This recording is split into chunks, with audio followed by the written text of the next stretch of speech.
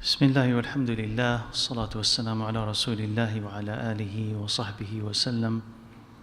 Allahumma alimna ma yanfa'una wa anfa'na bima 'allamtana wa zidna ilman rabbal alamin. Allahumma inna ala dhikrika wa shukrika wa husni ibadatik. Amma ba'd. So the last thing we talked about was ibnalqayyim rahimahullah discussing all the reasons why we should love Allah Azza wa Jal and why we should love Him more than anyone else, right? And he began talking about that because he wanted to explain to us the types of love that are available and to distinguish between the beneficial and the harmful, the good and the bad types of love. So he began by talking about the love of Allah Azza wa Jal as the first kind of beneficial love, and what we get when we love Allah Azza wa Jal. So that's the beginning of it. Now he wants to talk, in the midst of talking about the love of Allah Azza wa Jal, he wants to talk about when do you find a love to be satisfying? When does it bring you joy? In general, and then we're going to zero in, inshallah, and talk about the love of Allah Azza wa Jal. But he says, in general, when do you find that the thing that you love will bring you joy and pleasure?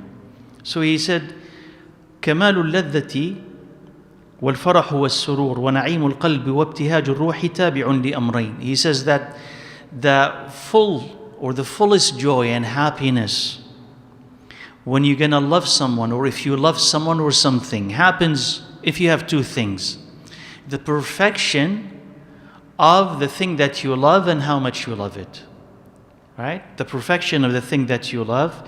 كمال المحبوب في نفسه وجماله. So how complete and perfect that thing that you love, or that one that you love in itself, how beautiful it is, and how worthy of it is of you giving your love to it. So that's the first. And he says, and the second, how much you love him. So how much of your heart is given to this person or to that thing, and how much you want to be close to it. He says both of these things determine the joy that you will find when you love something. قال وكل عاقل يعلم. He says every wise, intelligent person knows that. That's how you find joy or happiness in something. The more that you love something, the more joy that it will bring you when you attain it. So for instance, he says, if you really are thirsty and you want to drink, when you finally get some water, you find the greatest joy when you get that water. If you are really hungry and you're looking for food and you finally find it, you find the greatest joy when you are hungry. So this is true with everything that you love in life, right?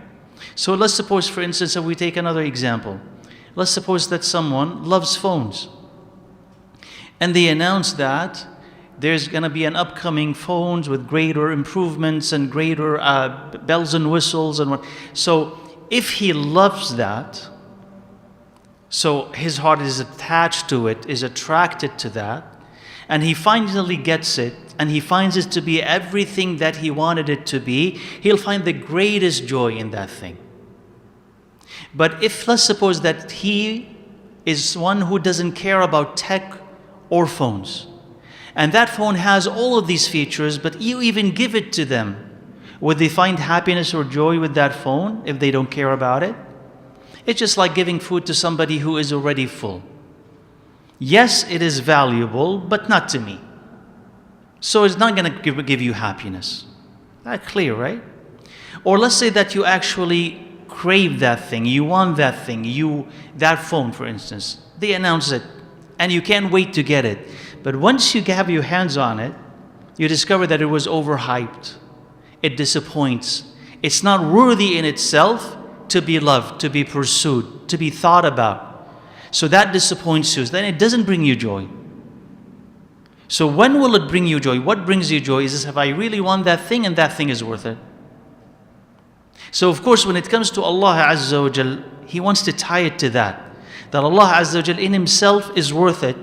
But also for you, you have to exhaust yourself. You have to strive to love Allah Azza wa Jal. Only then will you find that joy in the dunya. So he continues, rahimahullah, before he gets into that. He says, وَإِذَا عُرِفَ هَذَا, he says, if you know this, if this is kind of is confirmed in your head, قال فاللذة والسرور والفرح أمر مطلوب في نفسه بل هو مقصود كل حي وعاقل. He says, if you know this, then pleasure and joy and happiness is something that is desirable in itself. In fact, any intelligent being desires that. This is, by the way, unanimous among all human beings, no matter what the differences between us are. And we often try to find and locate differences for no really good reason. You know, differences based on race and color and status and, education and this. He says it doesn't really matter. Take any human being, regardless. What is the thing that they want the most? It's happiness, right? Is it different from one person to the other? In fact, anything and everything that you do because you think, you believe it will bring you happiness. If it's going to bring you the opposite, you tend to run away from it. So whether you are rich or poor, educated, uneducated, you live in this continent, you lived 1,000,000 years ago, or you will live 1,000,000 years from now, everybody is just pursuing the same thing, which is what? Happiness. And if you're running away from pain, you're running away from pain because it deprives you of happiness. So really, that's the pursuit of every. So if you want to understand any and every human being, you say, okay, he's running after his own happiness. It's just that we have different definitions of it. Sometimes erroneous, mistaken, misguided definitions of what's going to bring me happiness. And sometimes it's individual, and sometimes you could vary. It can vary from one person to the other, but sometimes it's just simply mistaken definitions of happiness. So he says, if pleasure in itself is sought, is worthy, everybody is running after it. قال فهي تذم إذا أعقبت ألما أعظم منها أو منعت لذة خيرا منها وأجل. He says, if you are pursuing a pleasure, any pleasure, there are different types of pleasure. He says, it will be condemnable if it will consequently produces a greater pain than the pleasure that you are pursuing. Or it will deprive you of a greater pleasure than the one that you are pursuing. Right? And again, that makes sense. So he said, فَكَيْفَ إِذَا أَعْقَبَتْ أَعْظَمَ الْحَسَرَاتِ وَفَوَّدَتْ أَعْظَمَ اللَّذَّاتِ. So if you are pursuing a pleasure in this dunya, but what it does is that it deprives you of the greatest pleasure or bring you the greatest pain. So if somebody is asked, why do you drink? Why do you gamble? They say there's some fun, there's some joy in it, right? At least let's say in the beginning, before they collapse under its weight. But in the beginning, there's joy. Why do you go out with members of the opposite sex? Why do you sleep around? Why do you gossip? Why do you gamble? Why do you deal in interest? Why do you do all of these things? He says there is some benefit, and that benefit brings me joy. He says, okay, but is it intelligent or wise when you think about it, that joy is going to deprive you of a greater joy later on and will bring you a greater pain? What is that greater pain? And what is that greater joy? If you think about it in terms of the akhirah, what is that greatest pain? Hellfire. So if you're pursuing a pleasure here that will bring you eternal damnation, or even a day in hellfire, it's unwise and unintelligent for a person to pursue it, because that's not really pleasure. If you pursue that pleasure and it deprives you of the greatest pleasure in the next life, which is what? Jannah, then you have lost. This is really not pleasure. But it also does that in the dunya, by the way, doesn't it? That whatever sin you pursue eventually gives you a little bit of joy, deprives you of much greater joy later on. So you start drinking, start gambling, start sleeping around, start gossiping, backbiting, start stealing, whatever it is. And eventually what it does, it destroys your body. So now your liver is shot, there's problem with cancer, right? You've lost all your money, all people hate you. I'm kind of going through all the things, the vices I talked about, right? You get caught, you go to jail. And so it brought you greater pain, greater shame than the one that you thought you were enjoying. Right? And it wrecked your family. You got divorced because of it. You lost your children because of it. You got in jail because you were drunk and you hit somebody. You lost your life, you lost your... So all of these things happen as a consequence of the bad choices that we make. That when we are making, we think that's pleasurable. But it would stole pleasure from the rest of our lives. So he says, if you think about it, it doesn't make sense for you to do something that is pleasurable now that is going to kill you later. Right? And he said, وَتُحْمَدُ فكيف إذا أعقت وتحمد إذا أعانت على لذة وهي لذة الآخرة. He says, whereas the لذة الآخرة, the joy of the آخرة, is one that is continuous, is great, there is no contaminations or disturbances in it, and it is the لذة that is true لذة, true joy. Because anything that you're going to get from the dunya is short-lived. And whenever you get it, there are always some disturbances, some contaminations, some things that will distract from it and take away from it. He says, but the ladha, the joy of the akhirah, is complete in every sense, in the fact that it will never end and nothing will disturb it or take away from it. So that is the true ladha, as Allah Azza wa Jal said, describing this human inclination when he said subhanahu wa ta'ala, بَلْ تُؤْثِرُونَ الْحَيَاةَ الدُّنْيَا وَالْآخِرَةُ خَيْرٌ وَأَبْقَى. He says, no, but you prefer and favor the worldly life, whereas the hereafter is better and more lasting. So it has two qualities that the pleasure of this dunya doesn't have. Khair, it is better. And not better by double or triple, okay? Better by magnitudes that only Allah Azza wa Jal knows. Because He said subhanahu wa ta'ala about it, وَلَا خَطَرَ عَلَى قَلْبِ بَشَرٍ. Right? أَعْدَدْتُ لِعِبَادِي in the hadith al-Qudusi, مَا لَا عَيْنٌ رَأَتْ وَلَا أُذُنٌ سَمِعَتْ وَلَا خَطَرَ عَلَى قَلْبِ بَشَرٍ. I have prepared for my servants what no eye has seen, what no ear has heard, and what has not even a heart imagined. So the magnitude is beyond imagination. So this is better. وَأَبْقَى, it's more lasting. So the dunya is inferior and it doesn't last. Right? And think about it, whatever you are enjoying at this moment, how long do you enjoy it? You just ate the greatest meal, let's say. How long did that last? Sometimes the anticipation of the pleasure is more pleasurable than the thing itself, right? Thinking about them going to eat something is more exciting than the meal itself. Because once you start eating, it's done. 15 minutes into it, you're full. You don't crave it as much anymore. You're done. What is the next pleasure comes from? Thinking about the next meal, right? Right? It's the next one. That's going to be interesting. So you're living off the anticipation, but not the thing itself. So how long? And then add to it, of course, right? You get bloated. You have problems after you eat. Oh, why did I eat this? I'm never going to do this again. That's not going to be present in the akhirah. But in the dunya, yeah, it's always there. You bought something new. How long will it last as the new thing? A day, 2, a week, a month, and then you got used to it. It's not new anymore. You're looking into what? The next thing that you want to buy. So you see, this is how the dunya is. It's a borrowed pleasure. It doesn't really stay. And even when you get it, you're worried about it. You get a new car, who scratched it? Who's going to drive it? Do I need to insure it? I need to fix it. I need to do this. So it bothers you because it's there, because you're so worried about it. And anything new in this dunya that you worry about just troubles you that way. But yet Allah Azza wa Jal says, despite all of this, بَلْ تُؤْثِرُونَ الْحَيَاةَ الدُّنْيَا. You favor the worldly life. And that is, by the way, the human condition, which is general and only few escape it. So you have to really confront this in yourself and say, do I favor this worldly life? And if yes, how?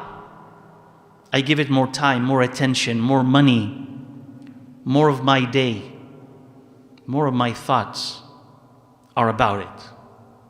And when I plan for it.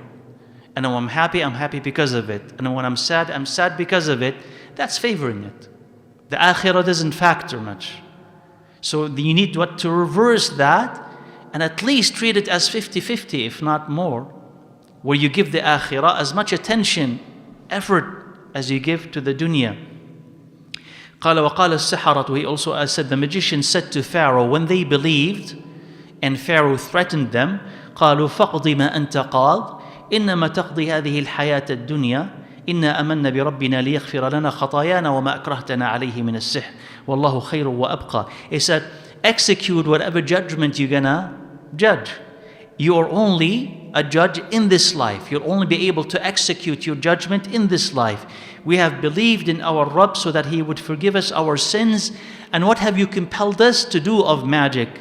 And Allah Azza wa Jal is better and more lasting. So what is this? Why did He bring this ayah? Because it confirms the previous ayah. فَقْضِ مَا أَنْتَ قَاضٍ إِنَّمَا تَقْضِي هَذِهِ الْحَيَاةَ الدُّنْيَا. So do whatever you want to us. Your power is limited to this dunya, meaning it's over. Once you kill us, what power do you have over us? That's it. It's done. And the maximum thing that you can do to us is kill us. And once you kill us, you're done. You have no power over us. But we have chosen Allah Azza wa Jal over you. Why? Because Allah is khair, is better, وَأَبْقَى, more lasting. You're not better and you don't last. Right? That's why a person can give his life for Allah Azza wa Jal in the face of threats like the threats of Pharaoh. Because when you see it through the right lenses, he is weak despite all the power that he has.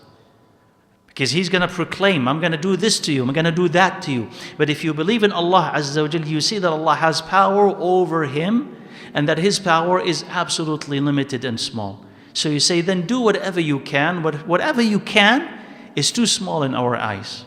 The maximum that you can do is kill us. So he continued and he said, وَاللَّهُ سُبْحَانَهُ وَتَعَالَى خَلَقَ الْخَلْقَ لِيُنِيلَهُمْ هَذِهِ اللَّذَّةَ الدَّائِمَةَ فِي دَارِ الْخُلْدِ. He said, Allah Azza wa Jal, He created all people, and the jinn included, so that they would attain this eternal bliss in the home of bliss, right? In the home of eternity. As for this home, as for this abode, فَمُنْقَطِعَةٌ, it is short-lived. وَلَذَّاتُهَا لَا تَصْفُ أَبَدًا, and whatever you feel in it of joy or happiness is never really complete, is never really pure. بخلاف الآخرة فإن لذاتها دائمة ونعيمها خالص. It says, unlike the hereafter, its joy is what? Continuous, never ending, and it's completely unadulterated. It's full. So you get to experience it in full and continuously without interruption. وَفِيهَا مَا تَشْتَهِهِ الْأَنفُسُ وَتَلَذُّ الْأَعْيُنُ. In it, you will be whatever you wish and whatever you want to see. And only Allah Azza wa Jal knows what He had hidden for His servants in it. And He says, and this is what مُؤْمِنُ آلِ فِرْعَوْنَ, the believer from the people of Fir'aun, meant when he spoke to his people and he said, Ya qawmi, ittabi'uni ahdikum sabila ar-rashad. He says, oh my people, follow me and I'll guide you to the path of guidance, sabila ar-rashad.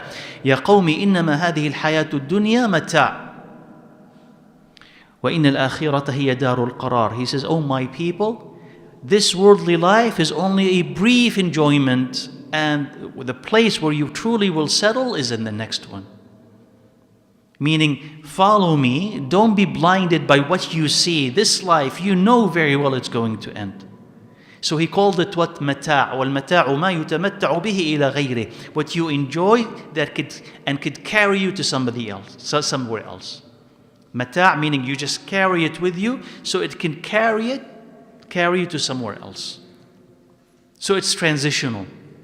So this haya is mata', transitional. You enjoy it, but you're transitioning to somewhere else. Where is al-qarar? This is not this life. Al-qarar is in the next life.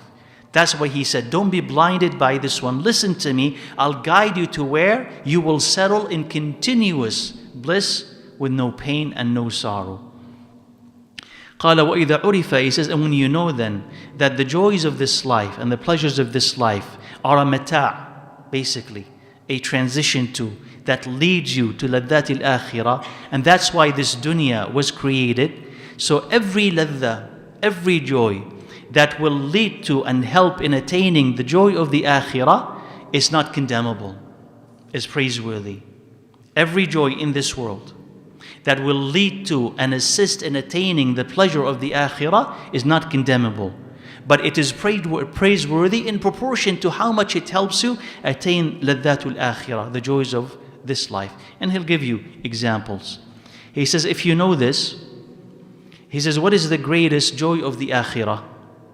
The greatest of the greatest joys of the akhirah. He says it is beholding the face of Allah subhanahu wa ta'ala and hearing His words and being near Him. So he had put this on top of what? Jannah.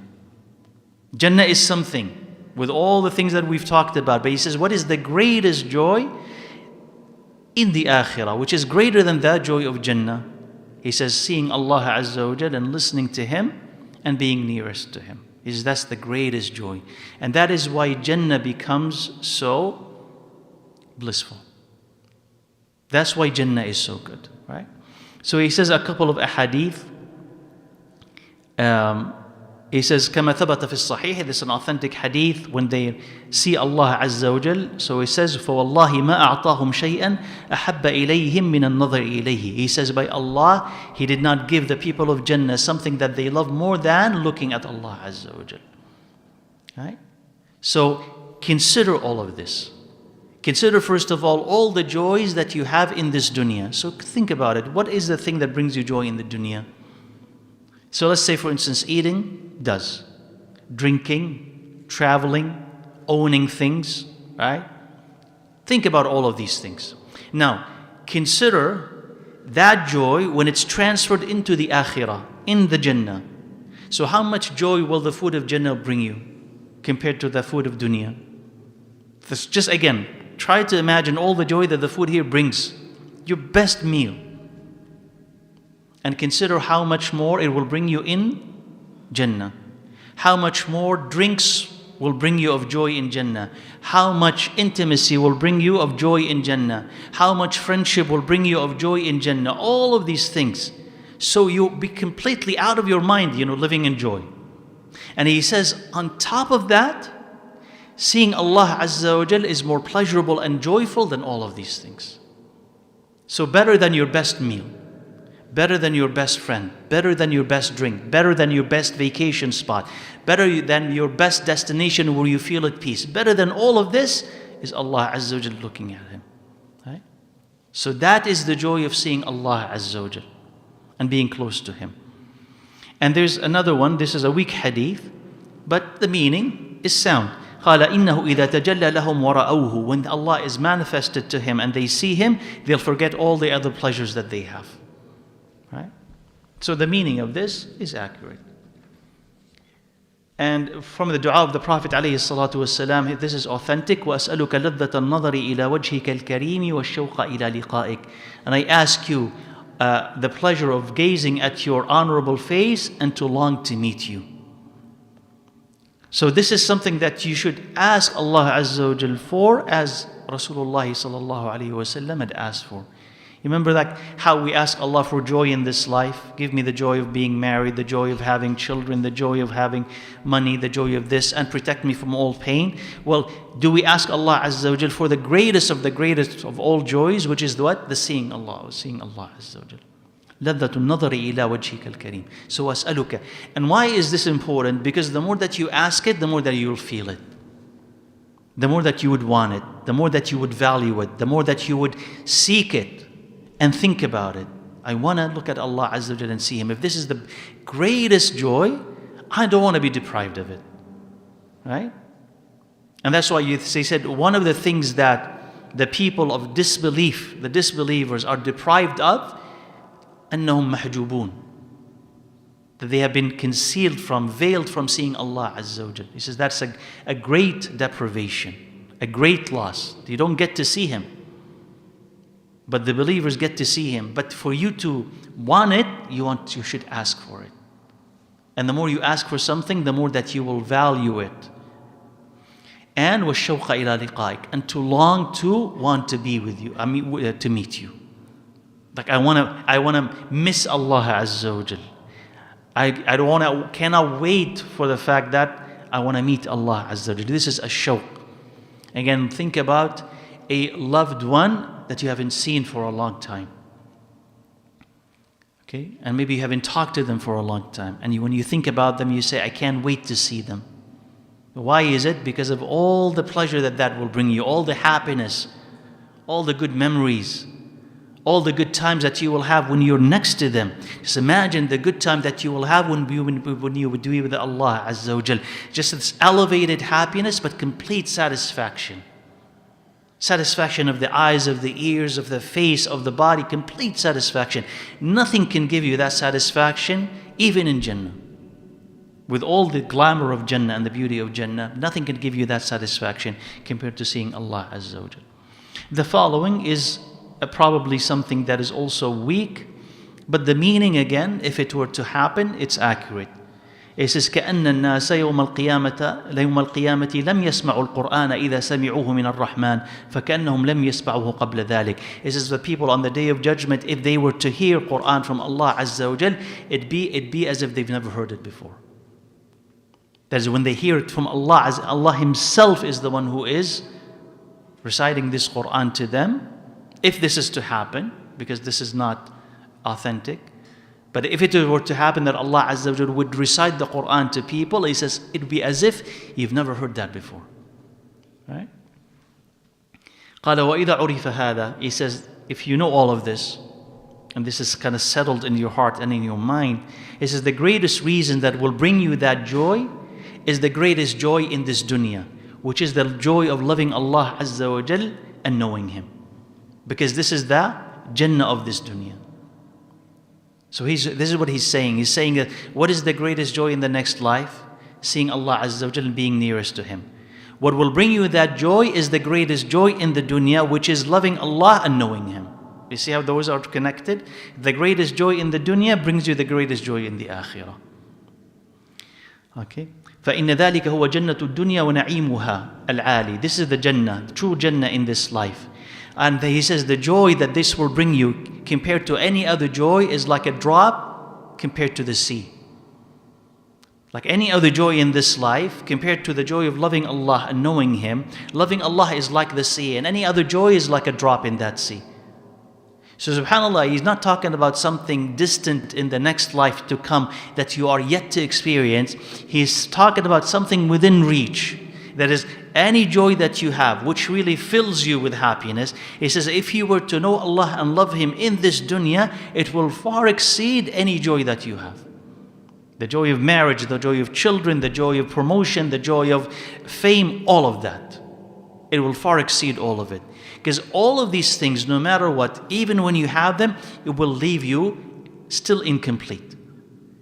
Leave you still afraid, anxious. But not the joy of loving Allah and knowing Him. That just completely satisfies you, and there is no anxiety that will follow. There's no deficiency. Nothing is missing once that happens. Right? فقال فإن الروح والقلب والبدن إنما خلق لذلك. He says because your soul and your body and your heart was simply created for that reason, to know Allah and love Him. All these things that you get in the dunya are secondary. But the main reason why you were created is to know Allah Azza wa Jalla. You were created. So He had put your soul into your body, and your body to carry that soul, and He had put a heart inside that can sense and feel. All of that's designed so that you would know Allah, and once you know Allah, you would love Allah Azza wa Jalla. Because that is the greatest joy. And when you don't get it, you've deprived yourself of the greatest thing in this dunya. قال فمحبته ومعرفته قرة العيون. Loving Allah Azza wa Jal and knowing Him, that is the contentment of each eye and each soul. And that is the pleasure of each heart. And this is the pleasure of this life and its happiness. He says بل لذات الدنيا القاطعة عن ذلك تتقلب آلاما وعذابا. He says, in fact, any other pleasure that takes you away from Allah Azza wa Jal turns into pain and punishment. And you will be living in adversity and difficulty as long as you are away from Allah Azza wa Jal. Good living is only with Allah Azza wa Jal. Meaning any other joy that will take you away from Allah Azza wa Jal will become painful. Right? It's just by nature, it'll be painful. It'll bring you pain. He says, why is it that I don't feel that pain? He says, because you have killed your heart or you have drugged it. That's why you don't feel that pain. But if you're really attentive, attuned to your heart and what it's feeling, what it takes you away from Allah Azza wa Jal, yeah, it brings a little bit of happiness, but as soon as this goes away, You're left naked. What's left? You felt unhappy. You don't know what to do. You're anxious. You're sad. You're a bit depressed. You're a bit this and you're a bit that. You're a bit confused. Why is it? You're not fully satisfied. Is it took you away from Allah Azza wa Jal. Right? Just like think of an infant that had been taken away from his mother and had been distracted with the keys, with the sound of a keys or a bell. Yeah, it will take his attention away from his mother. How long? And then what? He starts missing who? He starts missing his mother. Like, how long are you going to jingle these keys or in front of him? Done. Okay, it's attractive only but what? Few seconds. And then, mother. It's the same thing. You take him away from Allah Azza wa Jal. Okay, fine. Here is this money. Here is this fame. Here is this attraction. Here is this beautiful woman. Okay, it took you away. But the heart is not designed to live on this. It can't live on that. Okay, after then what? Because the attraction is going to fade away. And then after, you find yourself empty, angry, sad, clueless. Then where's Allah Azza wa Jal? Then when that happens, you don't know how to fill that void. So you seek something else. Okay? So some people take medicine, some people take drugs, some people go to alcohol, some people distract themselves with whatever. But it has to be continuous distraction because you cannot be full. It can't be. It's not designed to give you that. Only Allah Azza wa Jal can do this. And when you're taken away from Allah, you feel it. So you have to come back continuously to keep yourself full. So he says good living is only with Allah Azza wa Jal. He says, and that's why some of those who loved Allah Azza wa Jal, as we've discussed this before, he would say at times, if the people of heaven are enjoying the same thing as I am at this moment, they're in good life. They're experiencing a good life. And he's talking about the dunya. You could reach a level of contentment and happiness that you feel as if you don't need anything. I've reached. I'm so happy with Allah Azza wa Jal. I'm so satisfied with Allah. I'm not afraid anymore. He says, if the people of Jannah are living like this, that would be a good life. So just think about how much more it would be when you be closer to Allah Azza wa Jal. But this is the laddah, the joy of loving Allah and knowing Him right here, which is available to everybody. You don't have to wait for death for you to experience this. It's available right here if a person pursues it. And somebody else, he said, as somebody else have said, if the children of kings know the type of joy that we are experiencing, they would fight us for it. Because the children of kings fight for joy, fight for happiness, just to win and have what nobody else has. So what do they go after? The biggest and the fastest and the most expensive of things. He says, but they don't know about what we have, because it's hidden within. He said, if they understand the joy that we are experiencing, they would fight us for it. But of course, you don't need to fight anybody for it, because it's available to everybody. Right? قال وإذا كان صاحب المحبة الباطلة التي هي عذاب على قلب المحب يقول في حاله. It says, and if the people who are engaged in false type of love, useless type of love, harmful love, false love, it says, if they say about themselves the following, which is praising love and those who love. So I'll read some of these verses of poetry, then I'll come back to what he is saying. Because he wants to say, if they say that about love and it's false, what about loving Allah Azza wa Jal? So he's saying, as somebody has said, وَمَا النَّاسُ إِلَّا الْعَاشِقُونَ ذَوُو الْهَوَى فَلَا خَيْرَ فِي مَنْ لَا يُحِبُّ وَيَعْشَقُ. It says, people are only those who love. There's no good in people who don't love and are not loved. As a poet had said, praising what? Loving people. He says, only those who are in love can be truly called people. Otherwise, you're not a human being, he's saying. He says, أُفٍّ لِلدُّنْيَا إِذَا مَا لَمْ يَكُنْ صَاحِبُ الدُّنْيَا مُحِبًّا أَوْ حَبِيبًا. He says, away with the dunya, if a person is living in it, is not loved or loving. Meaning, away with this dunya. The only thing of value in it is what? He says, love. If you don't have it, then away with it, he is saying. قال ولا خير في الدنيا ولا في نعيمها وأنت وحيد مفرد غير عاشق. He says there's no good in this dunya, nor of any of much of its beauty, if you're alone, an individual by yourself that no one loves. Right? And of course, as we said before, Allah Azza wa Jal did create you to love and be loved. And not only Him Subhanahu wa Ta'ala, you also need human love, right? So part of what they're talking about is true. What if you are rich but nobody loves you? What are you living for, right? What if you're rich and you love no one? What are you living for? So if this is true about human love, what do you think about Allah Azza wa Jal? قال فكيف بالمحبة? How about love which gives life to the heart and nourishment to the soul? And the soul and the heart cannot survive, truly survive, cannot live, true living without that. And if you lose it, if the heart loses that love, كان ألمه, its pain would be greater than the pain of the eye when it cannot see, and of the ear when it cannot hear, and the nose when it cannot smell, and with the tongue when it cannot speak. Right? قال بل فساد القلب. He says, indeed the corruption of the heart when it's empty of Allah Azza wa Jal is greater than the corruption of the body when it does not have a soul. And this matter will not be believed except by those who are alive. But if a person is dead, he's not going to feel any of this. So think about what he is saying. He's saying that, remember we just said that Allah Azza wa Jal created your heart to love Him? So how would your heart be? How would it fare? How would you feel when the purpose for which it is created is absent? So you think about a tongue that cannot speak. He says the pain of that tongue or the carrier of that tongue, especially if he used to speak before, would be great. I used to, but now I cannot. What if a person could see and that is taken away from him? How painful is that? What if a person could hear and that is taken away from him? How painful is that? The purpose of that organ is nullified. It's as if he doesn't have it. So the heart is only created to love, and love whom? Allah Azza wa Jal. So if you take the purpose of that heart away from it, it becomes so empty that it's in pain and misery. It's just exactly like a person who's living without a soul. And what keeps the body moving? It's the soul. Take the soul away, it's dead. Take Allah Azza wa Jal out of the heart, it's dead. And that's why it could become very black. Those who disbelieve in Allah Azza wa Jal can become so ruthless.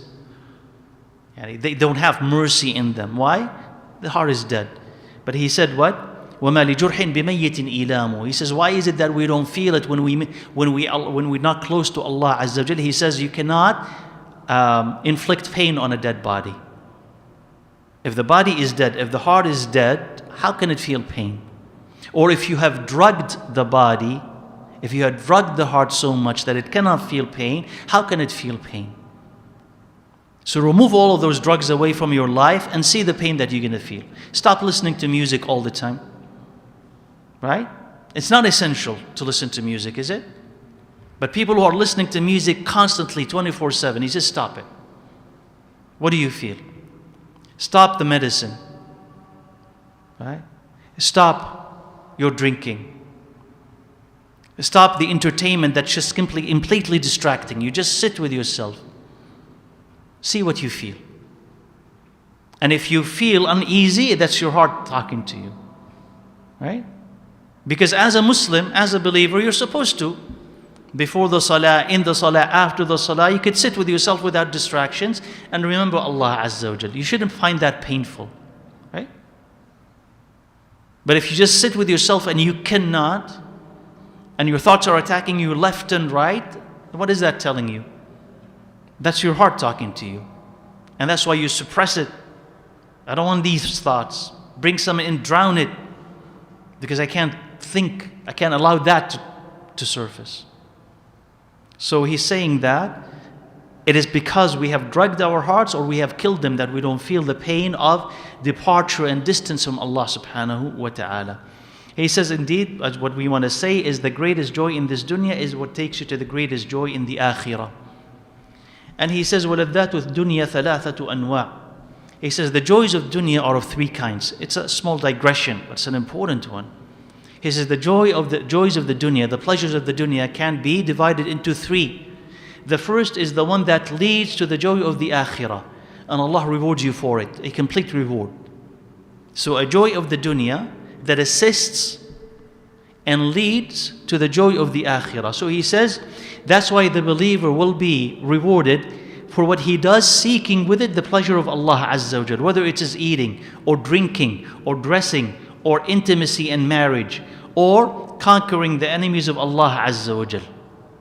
So all of these things, which are mundane, worldly things, when they are done for the sake of Allah Azza wa Jal, they become what? Assistant of serving the pleasures of the akhirah, the purpose of the akhirah. And Allah, because of that, He rewards you. Right? So, al-adat, the ada, the customary actions with a good intention becomes a ibadah. Why is it a ibadah? Because it serves ultimately the great purpose of pleasing Allah Azza wa Jal and moving towards Allah and the hereafter. It doesn't distract, it doesn't take away from it. So that's one. قال النوع الثاني, the second category, which is the opposite. قال لذة تمنع لذة الآخرة وتعقب آلاما أعظم منها. He says this is a ladha, a pleasure that stops and prevents the joy of the akhirah and will consequently lead to greater pain. Like what? He says كلذة, like the joy of those who had taken partners with Allah Azza wa Jal, rivals with Allah Azza wa Jal, because of love that they've exchanged with each other. You love them and that's why you worship them. They love that worship of you, so that's why they allow it. He says that's a type of joy. يُحِبُّونَهُمْ كَحُبِّ اللَّهِ. They love them as they love Allah Azza wa Jal, and they enjoy each other companies, or they enjoy that worship. كما يقولون في الآخرة إذا لقوا ربهم, as they will say in the hereafter when they meet Allah Azza wa Jal. And Allah Azza wa Jal here in the following ayah is addressing the jinn and the ins. Okay, humans and the jinn. قالوا ربنا استمتع بعضنا ببعض وبلغنا أجلنا الذي أجلت لنا. He say, oh our Rabb, we've enjoyed each other, meaning we've benefited from each other. We enjoyed their company as they've enjoyed our company. We got something from them as they got something from us. We loved what we were doing because we got something from them, and they loved what we were doing because they got something from us. So what did the jinn get when they were worshipped by humans? When humans worshipped the jinn, or they sought their assistance, what did the jinn get and what did the humans get? The jinn got the satisfaction that we're being worshipped, that we are respected, that they fear us. That's istimta'. What did the humans get when they did this to the jinn? They got some of their requests fulfilled. Help us get this, help us harm this person, help us avoid that. So they assisted them. So the ins will say, Ya Rabbana istamta'a ba'duna bi ba'd. We've enjoyed each other. That's joy. Right? As you will have friends in this life. And why are they your friends? You bring them joy and they bring you joy. You bring them some happiness and they bring you some happiness. That's the only reason why you continue to be as friends. If you start annoying each other, what happens? The friendship dissolves. So if this friendship and that joy is pleasing, if that joy is pleasing to Allah, it benefits you in the next life. If that joy is displeasing to Allah, you'd be in the same shoes of those people who are saying, Ya Allah, we've enjoyed each other, but now we're going to be condemning each other. قال وبلغنا, we've reached the limit that you Allah have assigned for us. قال, Allah Azza wa Jal said, hellfire will be your abode, you will be living in it forever, except for those whom Allah Azza wa Jal had wished. Indeed, Allah Azza wa Jal is Hakeemun, wise, Alim, knowledgeable. Then Allah says, وَكَذَلِكَ نُوَلِّي بَعْضَ الظَّالِمِينَ بَعْضًا بِمَا كَانُوا يَكْسِبُونَ. And thus do we join aggressors with each other because of the things that they used to do. So this is true in the akhirah. Allah Azza wa Jal will join them together. Why? Why do they become together or they go together in hellfire? Because both of them were aggressors. Both of them looked like each other. Both of them did the same thing. Both of them aided each other. And there was joy in it. There was happiness in it. Right? But subhanallah, it's true also in the dunya, نُوَلِّي بَعْضَ الظَّالِمِينَ بَعْضًا, that the aggressors will find each other. An aggressor, a criminal, right? A person of vice will look for the same person. Will attract the same people. And will repel the righteous. And the righteous will be repelled by him. Because you can't have a clean person around you if you're unclean. It doesn't work for you. So the unclean will seek the unclean. The criminals will seek the criminals. And this is also part of wilayah. Allah brings them closer together because that's what they want. Right? That's what they want. And that's why they will tell you, if you want to know who someone is, look at his what? Friends. Even if you don't know, you're not sure about him, look at his friends. It tells you a lot about who he is. And it says, وَلَذَّةً, and also like the joy of the people of vice and people of aggression and the people of pride and people of injustice on this earth. All of this is joy. It brings them some joy, but it's a joy that takes away the joy of the akhirah. قال وهذه اللذات في الحقيقة. He says all this joy in fact is Allah Azza wa Jal leading them to their destruction. He istidraj. This is what is called in the Quran, istidraj. To lead them unknowingly to their destruction. ليذيقهم بها أعظم الآلام, so that they will taste the greatest of pain and deprive them of the greatest of joy. بمنزلة من قدم لغيره طعاما لذيذا مسموما يستدرجه به إلى هلاكه, like someone who presents to somebody else something that looks delicious but it's poisonous, so he could eat it and die. There's all of these joys that Allah Azza wa Jal gives to them, and He will give you examples now. They will give to them is what? Istidraj, leading them to their destruction without them knowing it. As Allah Azza wa Jal said, سَنَسْتَدْرِجُهُمْ مِنْ حَيْثُ لَا يَعْلَمُونَ وَأُمْلِي لَهُمْ إِنَّ كَيْدِي مَتِينٌ. He says, we will lead them to their destructions from where they do not know, and give them an extension. Indeed, my plan is strong. Right? So again, سَنَسْتَدْرِجُهُمْ, we will lead them to their destruction from where they do not know. And that is an amazing ayah, because Allah Azza wa Jalla is talking about the mightiest of people on this earth. And the mightiest of people, they have those who could look into affairs and they could plan for them and you can advise them, and they pride themselves on being the smartest and the strongest. So when Allah is leading them to their destruction, they will be doing things with their own hands that what? Destroys them. Isn't that amazing? Right? You're the smartest and you have people around you who are advisors. They could be the top, smartest people on earth. And they will be advising you, and you will be following the advice that is going to lead you to your very own destruction. Right? That's amazing. Allah said, وَأُمْلِي لَهُمْ, I'll extend it. My plan, right, is strong, is mighty. قال بعض السلف, he says, some of the Salaf said, explaining this ayah, this is amazing. كلما أحدثوا ذنبا أحدثنا لهم نعمة. He says, whenever they commit a sin, we give them a ni'mah. Isn't that amazing? Right? This is why that is called istidraj. They're being led to their destruction. And they've reached that level when they what? Became hopeless. There's nothing to redeem and to extract from them anymore. This is done. They're done. Meaning reminders were sent to them. Allah delayed them. Allah excused them until they reached the level when this is it for them. And once a person reaches that level, and he says, by the way, every person who is, even as an individual, he says, if you see that when you commit sins, Allah is blessing you, you should be terrified. Right? Not that we ask for Allah's wrath and judgment and anger and punishment. We don't.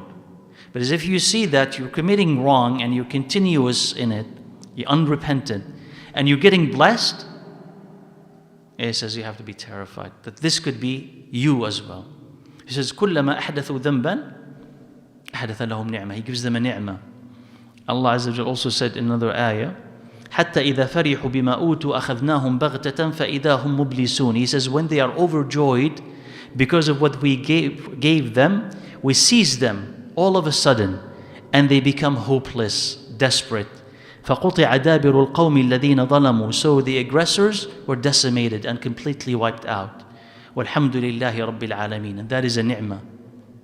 It's amazing, right? What? When they become overjoyed with what we have given them. Look at the economy. Look at how mighty we are. Look how strong we are. No one can stand in our face. No one. All of this. And they become so overjoyed with it. And Allah keeps giving them. And that, by the way, is the answer to a lot of the questions that come to and say, how come the disbelievers are so bad yet they have all the power? They're so bad, but they have all the money. They're so bad, they can do whatever they want. That's your answer. That's not a sign that Allah loves them. And you should kind of, be clear about this in your head. Right and wrong does not change. When you look at a nation or an individual, ask yourself, does Allah love what He's doing? Does Allah love what they're doing? Yes or no? If you say no, but they are being blessed, this is then your answer. Don't doubt yourself and don't doubt Allah Azza wa Jal. Allah Azza wa Jal already had given you and supplied the answer. They are terrible, and I'm giving this so that they can hang themselves with it. And they become a ibrah, a lesson for everybody around them to see how your might, your intelligence, your skill, your money did not help you and cannot help you. Right? And he said, Allah Azza wa Jal also said, in another ayah, أَيَحْسَبُونَ أَنَّمَا نُمِدُّهُمْ بِهِ مِن مَالٍ وَبَنِينَ نُسَارِعُ لَهُمْ فِي الْخَيْرَاتِ بَلْ لَا يَشْعُرُونَ. It says, do they suppose that the money and the children that we are rushing to give to them, that we are hastening good things to them? They do not know. Those money and that children that is giving to them, he says, do you think that this is good for them? They do not know. So you don't. So in a sense, like the thing that looks like it's good, it's not. And what's going to determine this is you. Some people are given wealth and it's good for them. Some people are giving children and it's good for them. And some people are giving the exact same amount and it's not good for them. It's the opposite. It's a niqmah. It's a curse. It's punishment. But they will not be able to see it because they have chosen to be blind. And also Allah Azza wa Jalla said also, فَلَا تُعْجِبْكَ أَمْوَالُهُمْ وَلَا أَوْلَادُهُمْ. Do not admire their wealth nor their children. إِنَّمَا يُرِيدُ اللَّهُ لِيُعَذِّبَهُم بِهَا فِي الْحَيَاةِ الدُّنْيَا. Allah only wants to punish them with it in this worldly life. وَتَزْهَقَ أَنفُسُهُمْ وَهُمْ كَافِرُونَ. And that they would die as disbelievers. So you understand how much we admire what other people have. Look at this nation, how wealthy it is. Look at this person, how wealthy he is. And Allah Azza wa Jalla tells you, kind of wake up and understand what is happening. فَلَا تُعْجِبْكَ. Don't admire that. Do you understand where this is taking them? You don't have to be a politician. You don't have to be an economist. You don't have to be a sociologist for you to understand this. Allah Azza wa Jalla amazingly had given this knowledge to every average Muslim. To the masses, to lay Muslims. You have this knowledge that maybe people on the top they don't have. With all the analysis and the information that they have, they get confused. He says it's very clear here. You'd be the brightest of the bright if you believe in it. You look at a nation, he said Allah Azza wa Jalla could never give them success or help. Look at what they're doing. But they seem to be thriving. He says, I don't care what it seems like. Seems is something. Reality is something else. Allah keeps giving them to destroy them. It's coming sooner or later. I know this. And then the economists later on will come to confirm what you're talking about. And the politicians will come to confirm what you're talking about. It's a truth that you've known long before them. You could see it long before them. Because their judgment is clouded, but yours is not. Because Allah Azza wa Jalla had revealed it to you. Then you know what's going to happen. 5 years from now, 10 years from now, 20 years from now, it doesn't really matter, but you know what's going to happen, right? قال وهذه اللذة تنقلب آخرا آلاما من أعظم الآلام. And this joy that they get, and they're doing everything in their power to get, turns into the greatest pain later on. In the dunya, but definitely in the akhirah. He says the third type of joy is one that, he says, does not lead in the next life to joy or pain. And it does not deprive you of the basic joy in the next life, but of its perfection. He's talking about here the halal that is not done for Allah's sake. It's halal, right? It's joy, something joyful. So the first one was something joyful, halal, that is done for Allah's sake. That's ibadah, right? The second category was the haram. Get it? The third category, he's saying what? He's saying it's a halal that is done, but it's not for Allah's sake. He said it's allowed. It doesn't bring you in the next life happiness. It doesn't bring you in the next life pain. But what it does is that it could deprive you of the perfection that you could have reached, the potential that you could have reached. He says, he uses hadith here, whom the Prophet ﷺ, by the way, he says about this al-ladh al-mubaha, it's permissible joy. By the way, remember, it's permissible. He's not saying it's haram. He's not even saying it's dislike. It's permissible, 100%. But he's talking to those who want to be on top, right? So if this is difficult, cannot comprehend, to digest at this moment, that's fine. But at least know what's there. He says, al-ladh al-mubaha, he says that you don't seek with it the joy of the akhirah. He says, فَهَذِي زَمَانُهَا يَسِيرٌ. This is short-lived, he says. لَيْسَ لِتَمَتُّعِ النَّفْسِ بِهَا قَدْرٌ. Okay? He says, when you enjoy it, Wallahu alam, he's saying here, when you enjoy it, it's not of value, of great value, right? Or it doesn't last, one of the two. And it must distract from something that is greater than it, right? In terms of what? The potential. So he's saying here, وَهَذَا الْقِسْمُ, this is the part that the Prophet ﷺ meant when he said in this hadith, and it's authentic بإذن الله, قَالَ كُلُّ لَهْوٍ يَلْهُ بِهِ الرَّجُلُ فَهُوَ بَاطِلٌ. He says every entertainment, lahu, play, that a person will be engaged in is in vain. Batil here is means vain, not haram, not sinful, but it ends and have little kind of benefit in it. It's in vain, except archery and training his horse and being playful with his woman, with his wife. فَإِنَّهُنَّ مِنَ الْحَقِّ. They are part of the truth. There's another hadith that supports it, and that's also sahih. قَالَ كُلُّ شَيْءٍ لَيْسَ مِنْ ذِكْرِ اللَّهِ لَهْوٌ وَلَعِبٌ. It says anything other than the remembrance of Allah Azza wa Jal is fun and games. لَهْوٌ وَلَعِبٌ. Like something you engage in is just fun and games. Unless it is one of four. Being playful with your wife and training your horse and walking between targets that you practice on, and teaching a person to swim or teaching a man to swim. He said these are part of the truth, or they are not part of what? Lahwun wa la'ib.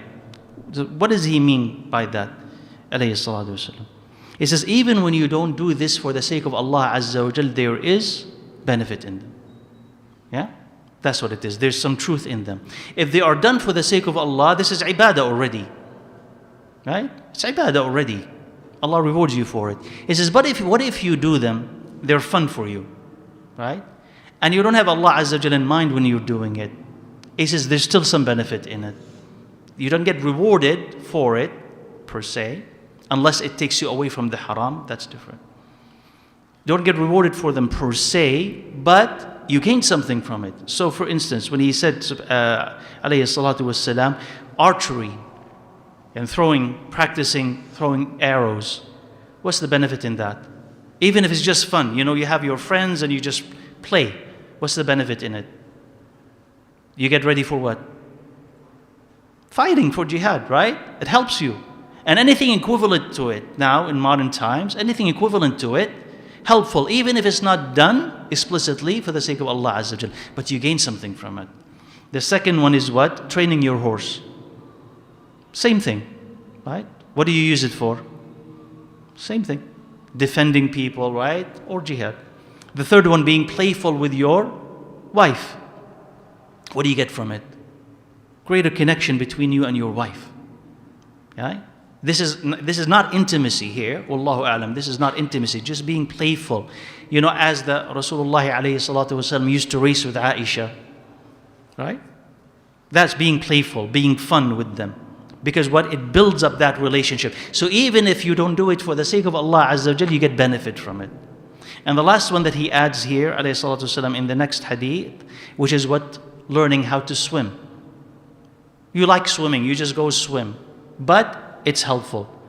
It has a lot of applications in it, right? In addition to benefiting you, it can be used also in the things that please Allah Azza wa Jal, right? So he's saying that is a type of lahu that Allah Azza wa Jal, or at least the Prophet ﷺ said, there's truth in it. And of course, if it's done for the sake of Allah, there's even greater benefit in it. قال فمعانا على اللذة المطلوبة لذاتها فهو حق. He says if it assists the pleasure that Allah loves, then it is true. And if it does not assist it, it is in vain. Why is it in vain he's talking about? He's not saying that you should feel guilty every time you do something and you don't remember Allah Azza wa Jal in it. He's saying that you know the potential, that if you could make everything for Allah's sake, how high you could climb. You understand? Here's what he's saying. He says, like, strive to do what? That if you're gonna, let's say for instance, exercise, and you may exercise just simply because you say, I want to be strong, or simply because you want to be healthy. Can you not make it also for the sake of Allah Azza wa Jal, so that could be ibadah? He's pointing to the potential. In vain is what? Oh, it's okay, you're growing up, or you're growing these muscles. What's going to happen eventually to those muscles? It's going to decay. It's going to end.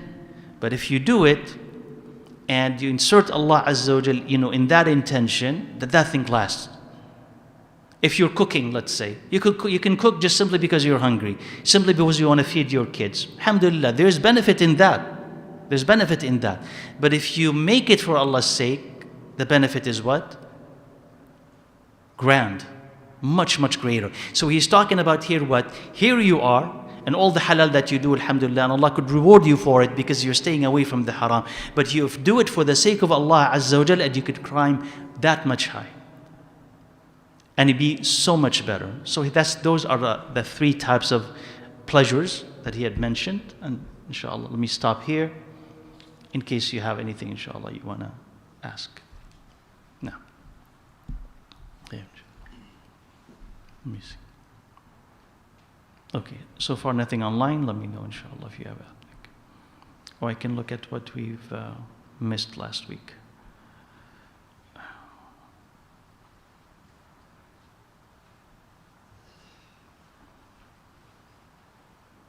We almost answered everything last week. Okay. تفضل, yeah, go ahead.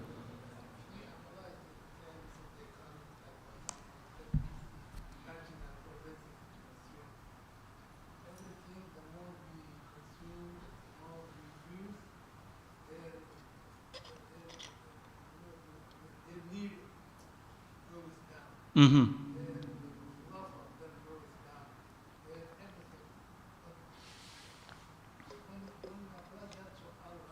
No.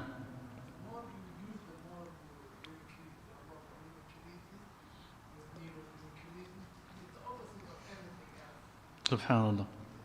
What did you call it in the beginning? Marginal propensity to consume.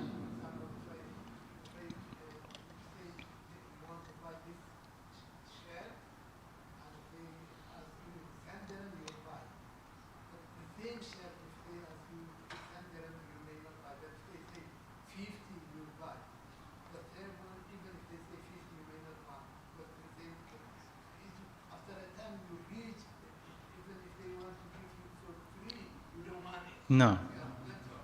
No.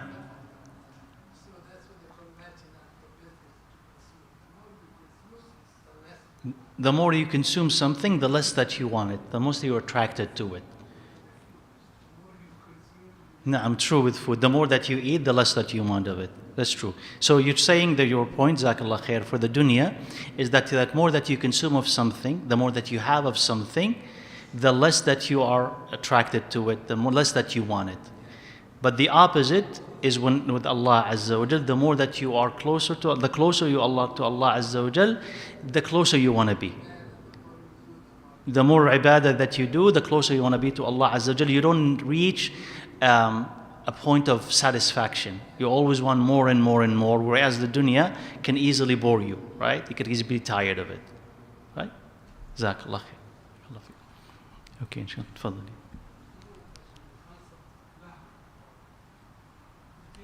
Yeah. Yes, it's an industry, right? Entertainment is an industry. It wasn't an industry before, but now it's an industry. It makes like millions or billions, I don't know. Yeah. Yeah.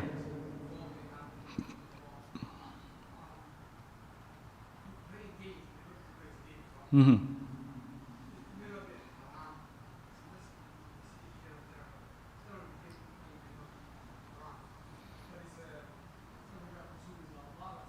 Yes.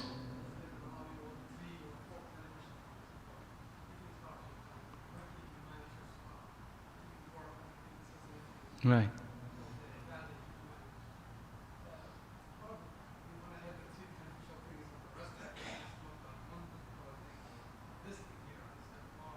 No, no.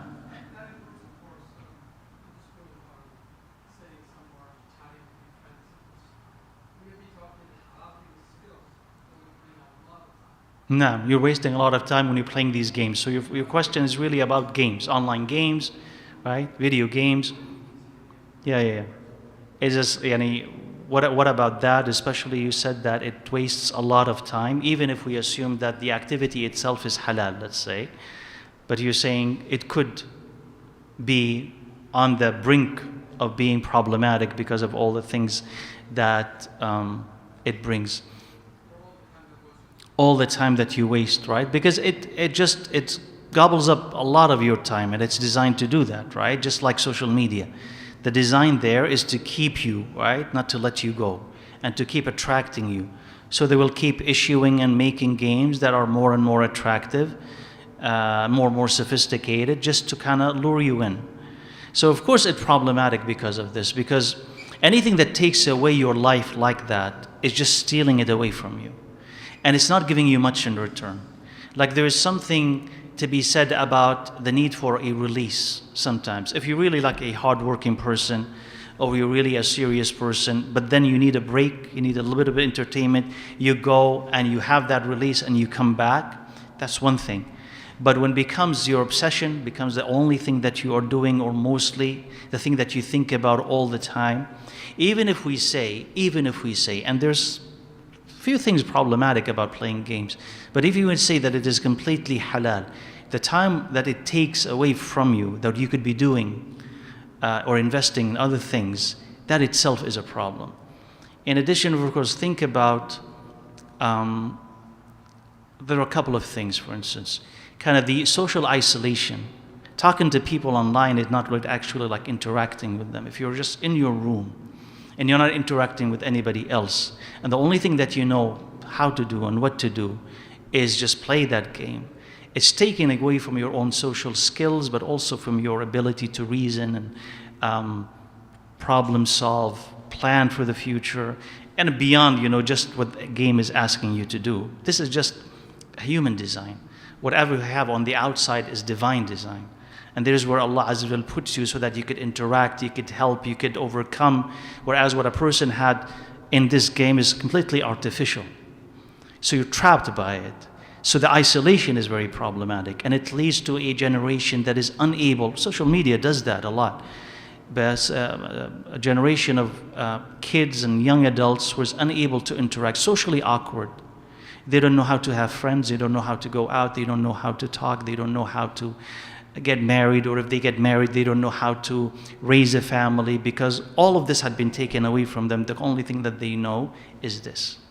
So that's problematic. And if you think about it, in the end of your life, I've spent how many hours on video games that does nothing to me except entertainment. You think that you've wasted it. Plus the games themselves could be problematic. I don't know what are the most popular games. But I mean, a lot of popular games are shooting games, right? Where you're shooting people. And if you think about it, who developed them?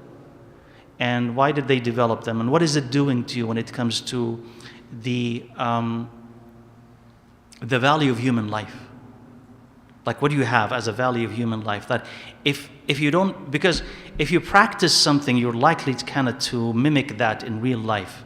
Like, if it's easy for you to shoot people, just it's a game, but to shoot people and not see value in what you're doing, or the value of a life like that, you can easily kind of duplicate that later on. So a lot of these games, if I'm not mistaken, and someone can correct me or research it and come back and correct me, the US Army has developed them, and has developed them in order to train their soldiers to kill, right? So before they go out in the field, you just practice it. And once you practice it, you'll be able to do it once you're in the field. So they've taken these, and now we are enjoying games that have been developed to kill innocent people. And a lot of them are Muslims, right? So it is problematic on many different levels, right? So if you want to be entertained, and you wean yourself off of that and find something else that could at least, even if you're not done for Allah's sake, but at least it could help you physically, it could help you socially, and what have you. No, yeah, Phil. Interesting conversation I had with a brother a few days ago. At his workplace, he has another brother that they go to Juma with together every Friday. And it ties back to this whole conversation that you're talking about tonight in your lecture. He was telling me that on the days where he goes, if his partner is not there, he goes to Juma by himself, he's constantly in dhikr. He's mentioning Allah subhanahu wa ta'ala, he's doing his tasbih on his way to the masjid, on his way back. He says, I'm at peace and I'm with Allah subhanahu wa ta'ala. No. On the days where his friend is there, he says, I love him for the sake of Allah, but he distracts me. No. They work together and they go together to the masjid and they come back. No. So his dilemma was, should I stop going with him and going on my own separate card? Or is it, I love him for the sake of Allah as well, he's also a friend and he's a co-worker.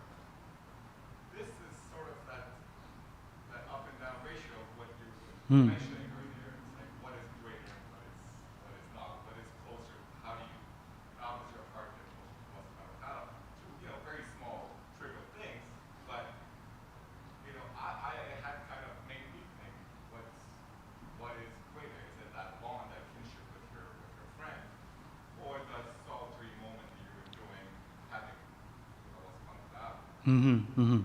So the brother's question is about a friend that had confided in him that when he goes to Jum'ah, if he goes alone, he finds greater comfort because when he's alone, he can remember Allah Azza wa Jal more deeply, more thoughtfully. On other occasions, he goes with a friend, co-worker. Yeah.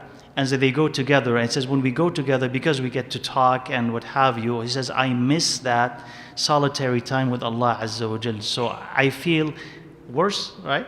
Yeah, he feels uneasy about it because I'm unable to connect with Allah Azza wa Jalla at a deeper level, which I can do on my own. Versus, so should I choose this instead of that? You say, first of all, if your companionship is the thing that is bringing that person to the masjid or reinforcing his visits to the masjid, you should not give this up. And it's going to be a struggle, definitely, but you are doing a greater good. Why? Because if you do your own dhikr during those brief moments, going and sitting and what have you, you're benefiting yourself, and that definitely is great. But when you're bringing him to the masjid, you're benefiting somebody else also. And that is very valuable. What you can do is try to compensate for that time, or ask him to try to compensate for that time of solitude, where he could stay longer after the salah, or he could go to the masjid on other times, and not just Jum'ah, but for Isha or whatever, and replicate those moments of solitude with Allah Azza wa Jal, where he remembers Allah, and try to bring that feeling back in. So he'd be doing two things, this and that. So if he can extend that benefit, right, to bring his friend, let him do that.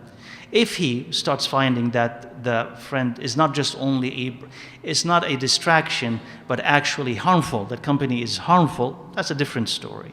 But as long as he's bringing him to the masjid, I would support him bringing him to the masjid.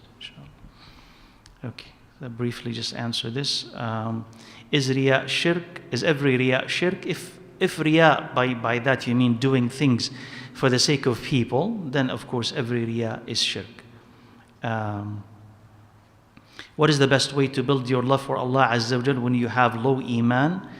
All the things that we've talked about in the series, I would say when your iman is weak, ask Allah Azza wa Jal for that love. Ask Allah to increase your iman. Engage in remembrance of Allah, even if you don't feel like it. Just remember Allah Azza wa Jal, and open the Mus'haf, the Quran, and start reading. Okay? I would say that would be the best thing as a start, especially when your iman is low.